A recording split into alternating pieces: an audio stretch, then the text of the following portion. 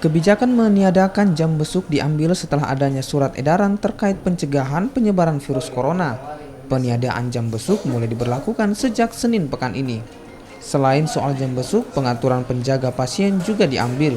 Kini penjaga pasien hanya diberikan untuk 1 orang saja, namun sebelumnya harus menjalani pemeriksaan kesehatan.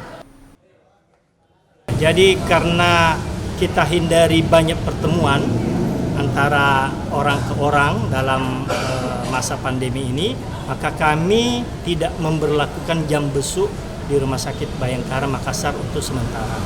Namun ada beberapa hal yang barangkali keluarga kita butuhkan, kan dia sudah ada yang jaga di dalam 1 orang ya. Kita berlakukan kartu jaga, tetapi kita tidak memberlakukan jam besuk. Dengan demikian ya kami harap masyarakat atau keluarga tidak banyak melakukan pertemuan di rumah sakit.